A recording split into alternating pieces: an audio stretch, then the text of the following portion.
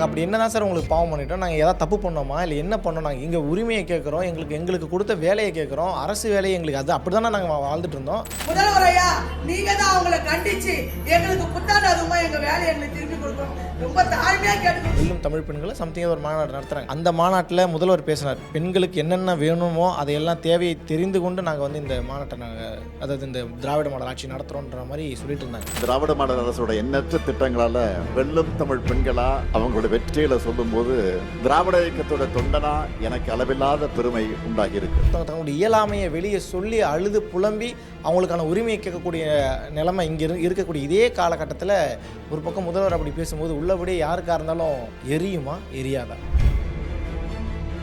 காவல்துறை என்ன சொல்கிறாங்கன்னா அவங்களெல்லாம் நீங்கள் கூப்பிட்டு வரக்கூடாது, நீங்களே ஃபஸ்ட்டு வரக்கூடாது, குழந்தைங்களை நீங்கள் வந்து வீட்டுக்கு அனுப்புங்கன்னா யாரை நம்பி அனுப்புறது? வீட்டுக்கு அரசை நம்பி அனுப்ப முடியுமா?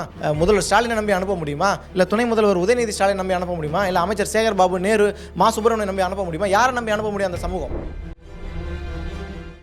இங்கே இருக்கிற நிறைய பொம்பளைங்களுக்கு புருஷனே இல்லை சார், எங்களுக்கு குழந்தைங்க இருக்குது சார், அவங்க வந்து நாங்கள் போராட்டத்துக்கு வந்தாலே பட்னி தான் சார் கிடக்கிறாங்க, நாங்கள் உங்களை ஏதாவது தப்பாக பேசியிருந்தா கூட எங்களை மன்னிச்சிடுங்க சார்னு சொல்லி தூய்மை பணியாளர்கள் நேற்று கைது செய்யப்பட்டிருந்தாங்க. கைது செய்யப்பட்ட இடத்துல அவங்க பேசியிருந்தாங்க. நாங்கள் அப்படி என்ன தான் சார் உங்களுக்கு பாவம் பண்ணிட்டோம், நாங்கள் ஏதாவது தப்பு பண்ணோமா, இல்லை என்ன பண்ணோம், நாங்கள் இங்கே உரிமையை கேட்குறோம், எங்களுக்கு கொடுத்த வேலையை கேட்குறோம், அரசு வேலையை எங்களுக்கு அது அப்படி தானே நாங்கள் வாழ்ந்துட்டு இருந்தோம், அதை கொடுக்கறத விட்டுட்டு ஏன் சார் எங்களை இப்படி வந்து கஷ்டப்படுத்துறீங்கன்னு சொல்லி அவங்க பேசுனதெல்லாம் பார்க்கும்போது உள்ளபடியே அது யாருக்காக இருந்தாலும் மனம் இலகணும். பட் இவங்களுக்கு இலகலை, இவங்கன்னு சொன்னால் திமுக அரசுக்கு இலகலையோ அப்படிங்கிற சந்தேகம் தான் இருக்குது. நேற்று போராட்டம் நடத்தினாங்க. காலையில் அண்ணா அறிவாலயத்தில் போராட்டம் நடத்துகிறாங்க. அவங்க நேற்று நடத்தலை, கிட்டத்தட்ட 150 நாட்களுக்கும் மேலே 4 மாதத்தை நெருங்க போகுது. 150 நாட்களுக்கு மேலே போராட்டம் நடத்துகிறாங்க. அந்த போராட்டத்தில் அதனுடைய தொடர்ச்சியாக பல்வேறு இடங்களில் அவங்க போராட்டம் நடத்தினாங்க. மெரினா பீச்சில் நடத்தினாங்க, அந்த உழைப்பாளர் சிலைக்கில் நடத்தினாங்க, நம்ம மாநகராட்சியினுடைய அலுவலகத்துக்கு முன்பாக நடத்தினாங்க. எல்லா இடங்களிலுமே வழக்கம் போல் குண்டு கட்டாக தூக்கிட்டு போய் எங்கேயாவது விட்டுட்டு வந்துடுறது. இதே வேலையை தொடர்ச்சியாக காவல்துறை செஞ்சுக்கிட்டு இருந்தாங்க. காவல்துறை மேலே குறை சொல்லி ஒன்றும் ஆக போகிறதில்ல. அதை கண்ட்ரோல் செய்யக்கூடிய அமைச்சர்கள், அதிகாரிகள், அரசு அதிகாரிகள் தான் நம்ம கை காட்ட வேண்டிய ஒரு சூழல் இருக்கிறோம். ஸோ இப்போ என்ன பிரச்சனை அப்படின்னா, நேற்று அண்ணா அறிவாலயம் முன்பு கிட்டத்தட்ட ஒரு 9 மணி போல் போராட்டம் நடத்துகிறாங்க. அங்கேருந்து குண்டு கட்டாக தூக்கி அவங்க அப்புறப்படுத்தப்படுறாங்க. சரி, கலைஞர் அவருடைய நினைவு அந்த அடக்கம் செஞ்ச இடத்துல போய்ட்டு மெரினாவில் போராட்டம் பண்ணுறாங்க. அங்கேருந்தும் அவங்கள வந்து குண்டு கட்டாக தூக்கிட்டு போகிறாங்க. இதெல்லாம் ஒரு கட்டத்தில் தாங்க முடியாமல் மீண்டும் சென்னை மாநகராட்சியினுடைய வாசலுக்கு முன்பாகவே போராட்டத்தில் உட்காடுறாங்க. 1500க்கும் மேற்பட்ட கிட்டத்தட்ட 2000க்கும் அதிகமான தூய்மை பணியாளர்கள், இதில் பெரும்பாலும் பெண்கள் தான் இருக்கிறாங்கன்றதும் குறிப்பிட வேண்டிய விஷயம். பெண்களுக்கான மாநாடு போன நடத்தினாங்க திமுகவில். வெல்லும் தமிழ் பெண்களை சம்திங் ஒரு மாநாடு நடத்துகிறாங்க. அந்த மாநாட்டில் முதல்வர் பேசினார், பெண்களுக்கு என்னென்ன வேணுமோ அதையெல்லாம் தேவையை தெரிந்து கொண்டு நாங்கள் வந்து இந்த மாநாட்டை அதாவது இந்த திராவிட மாடல் ஆட்சி நடத்துகிறோன்ற மாதிரி சொல்லிட்டு இருந்தாங்க. எப்படி இந்த வார்த்தையை முதல்வர் பயன்படுத்தினார்ன்றது தெரியல. ஒருவேளை ஸ்கிரிப்ட் கொடுத்தாங்க, அதை அப்படியே படிச்சுட்டாரா அப்படிங்கிறதுலாம் தெரியல. இங்கே 2000 பெண்கள் வந்து போராடிக்கிட்டு இருக்காங்க. அவங்களோட உரிமையை கேட்டு போராடிக்கிட்டு இருக்காங்க. அவங்களுக்கான வேலையை கொடுங்க, நாங்கள் பசியில் இருக்கோங்க, எங்கள் குழந்தைங்க சாப்பிடல, நாங்கள் சாப்பிடல, இங்கே இருக்கக்கூடிய பல பேருக்கு கணவன்மார்களே கிடையாது, தனியாக தான் குடும்பத்தை பார்த்துக்கிறோம், எங்களால் முடியலைங்கன்னு சொல்லி ஒருத்தவங்க தங்களுடைய இயலாமையை வெளியே சொல்லி அழுது புலம்பி அவங்களுக்கான உரிமையை கேட்கக்கூடிய நிலைமை இங்கே இருக்கக்கூடிய இதே காலகட்டத்தில் ஒரு பக்கம் முதல்வர் அப்படி பேசும்போது உள்ளபடியே யாருக்காக இருந்தாலும் எரியுமா எரியாதா? இதுதான் என்னுடைய கேள்வியே. சரி, இப்போ என்னதாண்டா பிரச்சனை அப்படின்னு கேட்டால், அவங்க கேட்கக்கூடிய முக்கியமான விஷயம் என்ன அப்படின்னா, எங்கள் வேலையை உறுதிப்படுத்தி கொடுங்க. கார்ப்பரேட் நிறுவனத்துக்கிட்ட போயிட்டு கொடுத்தீங்கன்னா அவங்க கொடுக்குற சம்பளம் எங்களுக்கு பத்தாது அப்படிங்கிற ஒரு காரணத்தை சொல்கிறாங்க. அரசு வேலையாக எங்களுக்கு வந்து மாற்றி கொடுங்க. இதை மாற்றி கொடுங்கன்னு சும்மா போய் கேட்கல. வழக்கம் போல் திமுகவினுடைய தேர்தல் வாக்குறுதியில் சொல்லப்பட்ட அந்த 381 நினைக்கிறேன், அந்த வாக்குறுதியை அந்த நீங்கள் கொடுத்த வாக்குறுதியை எங்களை செயல்படுத்தி கொடுங்கன்னு சொல்லி போராட்டம் நடத்தின அந்த பெண் தூய்மை பணியாளர்களை குண்டு கட்டாக தூக்கிட்டு போய் போலீஸ் வாகனத்தில் ஏற்றி எங்கேயாவது போய் விட்டுட்டு வர்றது, மறுபடியும் அவங்கள வந்து எவ்வளவு இந்த பெண்களை அலைக்கழிக்கணுமோ அவ்வளவு அலைக்கழிக்கக்கூடிய வேலையை தொடர்ச்சியாக திமுக அரசு காவல்துறையை வைத்து செய்து கொண்டிருக்கிறதுங்கிற பகிரங்கமான குற்றச்சாட்டை பொதுவெளியில் பலரும் வச்சுக்கிட்டு இருக்காங்க. இந்த வருடமாவது நம்ம வாழ்க்கை மாறிடாதா அப்படிங்கிற ஆசை, அந்த ஆசை கூட இல்லாத அளவுக்கு தான் அவங்க நிலைமை இருக்குது. சரி, வருஷத்தில் ஏதாவது ஒரு நல்லது கூட நமக்கு நடந்துடாதாங்கிற ஒரு இயக்கத்திலேயே கிட்டத்தட்ட ஒரு 4 மாதம் தங்களுடைய வாழ்க்கையை முழுவதுமாக போராட்ட காலத்திலேயே அவங்க வாழ்க்கையை கழிச்சுக்கிட்டு இருக்காங்க. குடும்பத்தை போய் பார்க்க முடியல, பிள்ளைங்களை போய் பார்க்க முடியல, அப்பா அம்மாவை போய் பார்க்க முடியல, அடுத்த வேலை சாப்பாட்டுக்கு என்ன பண்ணுறதுன்னு தெரியல, அடுத்த வேலை கடனை கொடுக்கணுமே, கந்தட்டிக்காரன் கேட்பானே, சேட்டு வீடு சந்தைக்கு நாளைக்கு வந்து நிற்பானே, தண்டல் வாங்கியிருக்கோமே, அதை கட்டணுமேன்னு சொல்லி 1000 பிரச்சனை இருக்குது அந்த தூய்மை பணியாளர்களுக்கு. ஆனால் அதில் மேற்கொண்டு ஒரு அழுத்தத்தை கொடுக்கக்கூடிய விதமாக போராடவும் விடுறதில்லை. போராடினாலும் வந்து நாங்கள் எல்லாமே கரெக்டாக பண்ணிவிட்டு அவங்க தப்பாக போராடுறாங்கன்ற மாதிரி அமைச்சர்கள் வச்சு பேச வைக்கிறது ஒரு பக்கம். இதையெல்லாம் மீறி வந்து அவங்க போராட்டத்தை நடத்துனாங்கன்னா சென்னை அமைதி பூங்காவாக இருக்குங்கிறத மாதிரி வெளி உலகத்துக்கு காட்டணுங்கிறதுனால அப்படி பண்ணுறாங்கன்னு தெரியல. பட் எங்கே போராடினாலும் அவங்கள குண்டு கட்டாக தூக்கிட்டு போய் எங்கேயாவது ஒரு இடத்துல விட்டுட்டு வந்துடுறது. இது வெறும் தூய்மை பணியாளர்கள் மட்டும் நடக்கலை, செவிலியர்களுக்கும் இதுதான் நடந்துச்சு. முந்தானத்து நம்ம செவிலியர் போராட்டத்தை கவர் பண்ணோம். உள்ளபடியே நமக்கு மகிழ்ச்சியாக இருந்தது. என்ன மகிழ்ச்சி அப்படின்னா, போராட்டம் ஆரம்பத்தில் இருந்து அது முடிகிற வரைக்கும் அவங்க வந்து அந்த சுமூக பேச்சுவார்த்தை முடிஞ்சு அவங்க பேசின வரைக்கும், அங்கே பேசப்பட்ட அந்த செவிலியர்கள் எல்லாம் கலைந்து போகக்கூடிய வரைக்குமே நம்ம களத்தில் இருந்தோம். இன்றைக்கி அந்த வீடியோ நம்மளுடைய ஐத்தமிழில் போடும்பொழுது எல்லோருமே நமக்கு சொல்லி வச்ச மாதிரி நன்றி தெரிவிக்கக்கூடிய அந்த காட்சியை பார்க்கும்போது உள்ளபடியே ஆஸ் அ ஜேர்னலிஸ்ட்டாக என்னோட பயணித்த அந்த கேமராமேனாக இருக்கட்டும், எங்கள் கூட இருந்த இந்த ஐத்தமிழ் குழுவாக இருக்கட்டும், இவங்க எல்லோருமே சந்தோஷம் அடைஞ்சாங்க. அந்த மாதிரி இப்போ நடந்த பிரச்சனைகளில் ஆசிரியர் ஒரு பக்கம் போராடிக்கிட்டு இருக்காங்க, ஒரு பக்கம் தூய்மை பணியாளர்கள் போராடிக்கிட்டு இருக்காங்க, ஒரு பக்கம் டாக்டர்ஸ் போராட்டம் நடக்குது, ஏகப்பட்ட ஒரு பக்கம் விவசாயிகள் ஒரு பக்கம் போராடிக்கிட்டு இருக்காங்க, இந்த நெல் கொள்முதல் விவகாரத்தில்னு சொல்லி எல்லா பக்கமே போராட்டம். ஒரு சுமூக பேச்சுவார்த்தை கூட அவங்களால கொடுக்க முடியல. அவங்க வந்து உங்கள் சொத்தை எழுதி அவங்க கேட்கல, நீங்கள் கொடுத்த வாக்குறுதியை தான் கேட்குறாங்க. ஆல்ரெடி அவங்க பண்ணிகிட்டு இருந்த வேலையை தான் திருப்பி கேட்குறாங்க. எங்கள் வேலையை செய்கிறதுக்கு எங்களுக்கு கொடுங்கப்பான்னு தான் அவங்க கேட்குறாங்களே தவிர அவங்க எதையுமே பெருசாக கேட்கல. அதை கொடுப்பதில் அப்படி என்ன சிக்கல்? அப்படி கார்ப்பரேட் நிறுவனத்துக்கிட்ட அந்த டெண்டரை கொடுத்து தான் இந்த மாநகராட்சியை நடத்தணும், சென்னையினுடைய இந்த 15 மண்டலத்தையும் வந்து செயல்படுத்தணும், இந்த துப்புரவு பணியை செயல்படுத்தணும் அப்படின்னா எதுக்கு நாங்கள் உங்களுக்கு ஓட்டு போகிறோன்னு ஒரு கேள்வி வருது இல்லை? அந்த கேள்விக்கு என்ன பதில் சொல்ல போகிறது அரசுங்கிற விஷயம் நமக்கு தெரியல.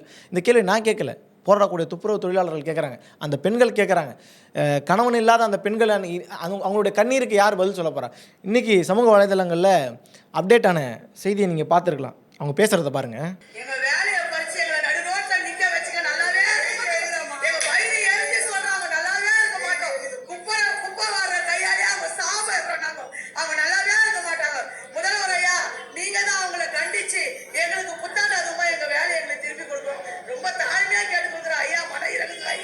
இது ஒரே ஒரு வீடியோ மட்டும் இல்லை, இந்த மாதிரி ஏகப்பட்ட வீடியோ அவங்க சம்மந்தப்பட்ட வீடியோக்கள் வந்துக்கிட்டு இருக்குது ஐத்தமிழுக்கு. ஸோ இவ்வளவு கஷ்டப்படக்கூடிய ஒரு சமூகத்தை, ஒரு பெண்களை, இந்த பெண்களுக்காகத்தான் நாங்கள் இவ்வளோ பண்ணுறோம் அவ்வளோ பண்ணுறோன்னு சொல்லி பேசிகிட்டு இருக்க இதே சமயத்தில் இங்கே போராடிட்டு இருக்கிறது பெண்கள் தான்ன்றது மாண்புமிகு முதல்வர் அவருக்கு தெரியலையா, இல்லை அது தெரிஞ்சும் தெரியாத மாதிரி இருக்கிறாரா, இல்லை அமைச்சர் சேகர் பாபுவாக இருக்கட்டும். ஏன்னா இது ஆக்சுவலாக அமைச்சர் கே நேரு அவருடைய கட்டுப்பாட்டில் தான் வந்து, பட் சேகர் பாபு தான் எல்லாத்துக்கும் பதில் சொல்லுவார். அமைச்சர் சேகர் பாபு அவங்களுக்கு வந்து இந்த விஷயம் தெரியலையா, இதை கவனிக்காமல், இல்லை இதை விட பெரிய வேலைகள் எதுவும் இருக்கா, அமைச்சர் நேருக்கு எதுவும் பெரிய வேலை எதுவும் இருக்கான்றதெல்லாம் நமக்கு தெரியல. சில வீடியோவில் பார்க்கும்போது என்ன சொல்கிறாங்க அப்படின்னா, அங்கே பாருங்கள், நீங்களே பாருங்கள். தூய்மை பணியாளர் வேலை செய்கிறோம், 5 மாசமா வேலை இல்லாத நாங்களும் எங்கெங்கே போராட்டம் பண்ணின்னு இருக்கிறோம். எங்களுக்கும் வருமானம் இல்லை, சாப்பிட்றதுக்கு வழி இல்லை, குழந்தைய படிக்க வைக்கணும். எப்படி எங்கள் வாழ்வாதாரம் எப்படி பண்ணுறது சொல்லுங்க? எப்போ பாரு மனு கொடுக்க போனால் அரெஸ்ட் பண்ணுறாங்க. அதனால எங்கள் குழந்தைங்களாம் இட்டு வந்து வச்சிருக்கிறோம். போலீஸ் இது தடை பண்ணுறாங்க எங்களை. நீங்கள் குழந்தைலாம் இட்டு வரக்கூடாது, நீங்களும் இங்கே வரக்கூடாதுன்னு சொல்கிறாங்க. அப்போ எங்கள் நிலைமை எப்படி போகிறது? நாங்கள் எப்படி சாப்பிட்றது? எப்படி எங்கள் வாழ்க்கையை நடத்துறது சொல்லுங்க? ஏன் எங்களோட சங்கத்தை கூட்டி எதுக்கு பேச மாட்டாங்க? நாங்கள் 6 மாசமா ஆயிடுச்சு. எங்கள் வேலை யார் கொடுக்குறது? போலீஸ் இதுக்கு முக்கியத்துவம் கொடுக்குறாங்க. எங்களை இங்கேருந்து காலி பண்ணுறதுல இருக்கிறாங்க. எது கேட்டாலும் வரக்கூடாதுன்றாங்க. எங்கள் குழந்தை குட்டையெல்லாம் தூக்கி வந்து வச்சிருக்கிறோம். எங்கள் வாழ்க்கைக்கு பதில் சொல்லணும். முதலமைச்சரையா எங்கள் வாழ்க்கைக்கு பதில் சொல்லணும். பொம்பளை குழந்தை வச்சிருக்கிறோம்ப்பா, யாரை நம்பி விட்டு வர முடியும் சொல்லுங்க? உங்க கேட்குற கேள்வி நியாயமான கேள்வி தானே. 3 வயசு குழந்தைக்கே இன்றைக்கி என்ன நிலைமை நம்ம பார்த்துட்டு இருக்கோம். இந்த கஞ்சா பழக்கத்தினாலையும் இந்த மது பழக்கத்தினாலையும் போதை பழக்கம் அதிகரிச்சனுடைய விளைவாக 3 வயசு குழந்தைய இங்கே ரேப் பண்ணுறாங்க. வயசான 70 வயசு பாட்டியை ரேப் பண்ணுறாங்க, 80 வயசு பாட்டியை ரேப் பண்ணுறாங்க. இந்த மாதிரி போராடக்கூடிய இந்த பெண்களுடைய குழந்தைகளை வீட்டில் விட்டுட்டு வந்தால் அவங்களுக்கு யார் பாதுகாப்பு கொடுப்பா? காவல்துறையா, அரசா? யார் பாதுகாப்பு கொடுப்பா? இந்த கேள்விலாம் இருக்குல்ல. இந்த கேள்விக்கு என்ன பதில் சொல்ல போகிறது இந்த அரசு? போராடுற இடத்துக்கு அவங்களுக்கு வேறு வழியே இல்லை, போராடித்தான் எல்லாத்தையும் வாங்கணுன்ற ஒரு சூழ்நிலைக்கு நம்ம தள்ளப்பட்டுட்டாங்க. அப்படி இருக்கிற சமயத்தில் போராடக்கூடிய அந்த குழந்தைங்களை விட்டுட்டு அவங்க எப்படி தனியாக வர முடியும்? அப்போ அவங்கள கூட்டு வந்தால் காவல்துறை என்ன சொல்கிறாங்கன்னா, அவங்களெல்லாம் நீங்கள் கூப்பிட்டு வரக்கூடாது, நீங்களே ஃபஸ்ட்டு வரக்கூடாது, குழந்தைங்களை நீங்கள் வந்து வீட்டுக்கு அனுப்புங்கன்னா யாரை நம்பி அனுப்புறது? வீட்டுக்கு அரசை நம்பி அனுப்ப முடியுமா? முதல்வர் ஸ்டாலினை நம்பி அனுப்ப முடியுமா? இல்லை துணை முதல்வர் உதயநிதி ஸ்டாலின் நம்பி அனுப்ப முடியுமா? இல்லை அமைச்சர் சேகர் பாபு, நேரு, மா சுப்பிரமணியன் நம்பி அனுப்ப முடியுமா? யாரை நம்பி அனுப்ப முடியும்? அந்த சமூகம் வெறும் பெண்கள் மட்டுமே போராடக்கூடிய அந்த போராட்டமாக நீ மாற்றப்பட்டு இருக்கிறது. கிட்டத்தட்ட கிட்டத்தட்ட அந்த தூய்மை பணியாளர்களில் எல்லோருமே 40 45 வயதுக்கு அதிகமானவதாக தான் இருக்கிறாங்க. பெரும்பான்மையானவங்க அதிகமானவங்க தான் இருக்கிறாங்க. அவங்க தான் இந்த மொத்த சிட்டியும் சுத்தப்படுத்தி அழகுபடுத்தி கிட்டத்தட்ட எப்படி சொல்கிறது, மருத்துவர்களுக்கு முன்பாக கிட்டத்தட்ட அவங்க ஒரு சுகாதார மருத்துவராகவே அவங்க செயல்பட்டாங்க. சமூக மருத்துவராகவே அவங்க மாறிட்டு இருந்தாங்க. அப்படிப்பட்ட ஒரு கூட்டத்தை இன்றைக்கி வந்து அலைக்கழிப்பது என்பது உள்ளபடியே ஒரு ஜேர்னலிஸ்ட்டாக தாண்டி அந்த களத்தில் நாங்கள் நின்றுருக்கோம். ஐத்தமிழ் நின்றுருக்கு. கிட்டத்தட்ட 7 நாள் 8 நாள் கிட்ட அந்த மக்களோட மக்களாக அவங்களுடைய பிரச்சனை என்ன, அவங்களுக்கு என்ன தேவை, அரசுக்கிட்ட அவங்க என்ன எதிர்பார்க்குறாங்க, அரசு அவங்கள்ட்ட என்ன பேசணும்னு நினைக்கிறாங்க, இப்படிங்கிற எல்லா விஷயத்தையுமே நம்ம கலெக்ட் பண்ணி நம்ம தொடர்ச்சியாக நம்ம பேசிகிட்டு இருக்கோம். அதே வைத்தெல்லாம் பார்க்கும் பொழுது ரொம்ப அலைக்கழிக்கப்பட்டுக்கிட்டு இருக்கிறாங்க தூய்மை பணியாளர்கள். இப்போ இதில் இன்னொரு முக்கியமான விஷயம் என்ன அப்படின்னா, இந்த தூய்மை பணியாளர்களுடைய விவகாரத்தில் தலைமை தாங்கக்கூடிய தோழர் பாரதி அவர் வந்து ப்ரெஸ் மீட் கொடுத்துருந்தார். அவர் என்ன சொல்லியிருந்தார் அப்படின்னா, தூய்மை பணியாளர்களின் கோரிக்கையை நிறைவேற்ற தமிழக அரசுக்கு இதுவரை பேச்சுவார்த்தை நடத்தப்படவே இல்லைன்னு சொல்கிறார். அமைச்சர்கள் என்ன சொல்கிறாங்க அப்படின்னா, நாங்கள் பலமுறை பேச்சுவார்த்தை கூப்பிட்டோம், அவங்க எதுக்குமே செவிசாய்க்கல, அவங்க தப்பாக புரிஞ்சுக்கிட்டாங்க, அந்த மாதிரி காரணத்தை சொல்லி நகர்ந்துட்டு இருந்தாங்கல்ல. அமைச்சர்கள் மட்டும் இல்லை, திமுக சார்பாக பேசக்கூடிய பேச்சாளர்கள் உட்பட, செய்தி தொடர்பாளர்கள் உட்பட இதை தான் சொல்லிட்டு இருந்தாங்க. ஆனால் இந்த போராட்டத்தை முன்னெடுத்து நடத்தக்கூடிய பாரதி என்ன சொல்கிறாரு, இதுவரைக்கும் தமிழக அரசு பேச்சுவார்த்தை நடத்தவே இல்லைன்னு சொல்கிறார். இப்போ இல்லை, யார் சொல்கிறது உண்மை? பாதிக்கப்பட்டு இருக்க அவங்க சொல்கிறது உண்மையா, ஆள்று கொண்டு இருக்கக்கூடிய அரசு சொல்கிறது உண்மையாங்கிற ஒரு கேள்வி இருக்குல்ல. இந்த கேள்வியும் உங்ககிட்டே நம்ம விட்டுருவோம். ரெண்டாவது என்ன அப்படின்னா, எங்கே போராடினாலும் உடனே தூக்கிட்டு போயிட்டு கேஸ் போடுறது, எங்கேயாவது தூக்கிட்டு போய் மண்டபத்தில் உட்கார வைக்கிறது. இன்றைக்கி நேற்று போராடின அந்த போராட்ட குழு கூட நேற்று நைட்டுக்கு அரெஸ்ட் பண்ணாங்க இல்லையா, 11 கிட்டத்தட்ட ஒரு 9 மணிக்கு போராட்டத்தை ஆரம்பித்தாங்க, பேச்சுவார்த்தை நடத்துகிறாங்க காவல்துறை. 11:30 12 மணிக்கெலாம் அங்கே இருக்கக்கூடிய எல்லாருமே அப்புறப்படுத்தி அந்த கேட்டை மூடுறாங்க, மாநகராட்சி கேட்டை. என்னமோ இந்த படத்தில் சொல்லுவாங்க, எதுனா அப்பா வீட்டு சொத்தாங்கிற மாதிரி கேட்டை மூடிட்டு போகிறாங்க. அந்த தொழிலாளர்கள் உள்ளே வந்தால் தான் அந்த மாநகராட்சியே புனிதமானது. அப்படிப்பட்ட தொழிலாளர்களை நீங்கள் வெளியே அனுப்பிட்டீங்க அப்படின்னா, செத்து போன ஒரு மாநகராட்சியினுடைய கட்டடத்தை வச்சு நீங்கள் என்ன பண்ண போகிறீங்கன்றதெல்லாம் புரியல. இவங்க தானங்க சென்னையவே சுத்தப்படுத்துகிறாங்க. இப்போ சென்னையோட அடையாளமே இவங்கள தானே இருக்கிறாங்க.